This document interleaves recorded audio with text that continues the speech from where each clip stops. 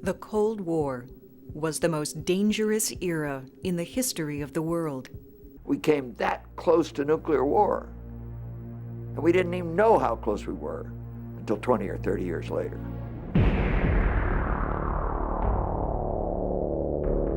I have become the destroyer of the world.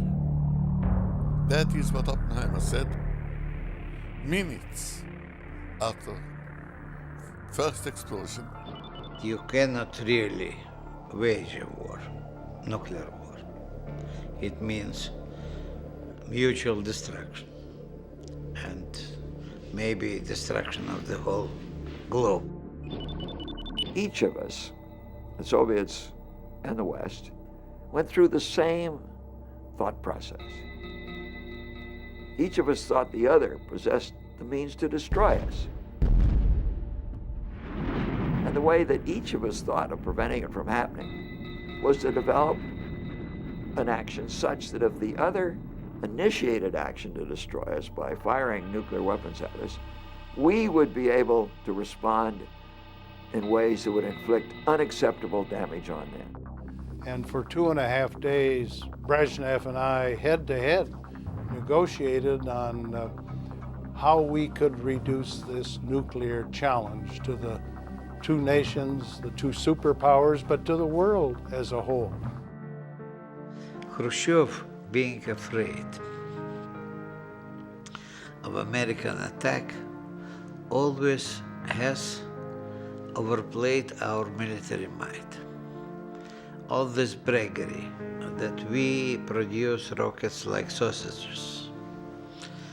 I know that there were even special troops which have built false rockets and rocket positions just for Americans to see it. Because we wanted to look stronger than we were. The day the Soviets invaded Afghanistan, I gave the president a memo in which the key sentence said, "We now have the opportunity to give the Soviet Union its Vietnam." And if I may add, we did. And the truth is, most presidents had no clue as to the intricate negotiating details of these strategic arms agreements. Staff people, including secretaries of state, hate summit meetings and hate having the heads of state or heads of government go off by themselves, because there's no telling what these damn fools might do. And I remember when we started the arms control negotiations, it was so secret.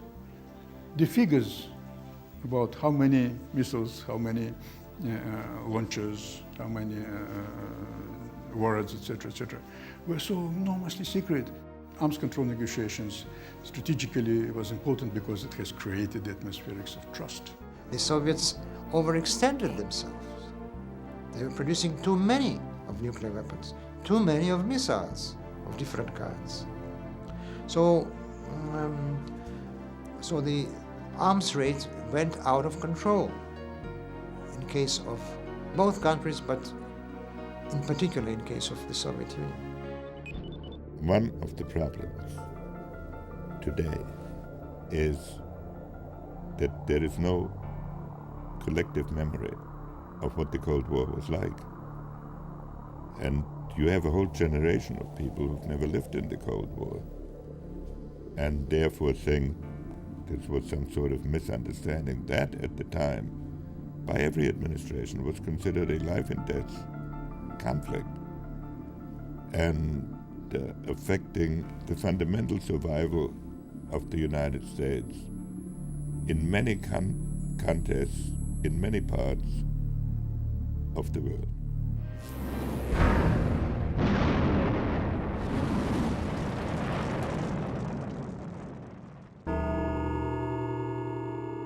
The events of September 11th, 2001 changed the world forever.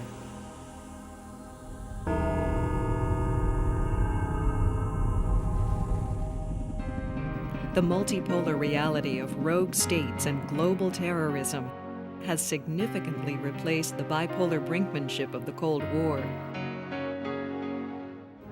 The primary legacy of the Cold War is the existence of weapons of mass destruction, nuclear, biological, and chemical.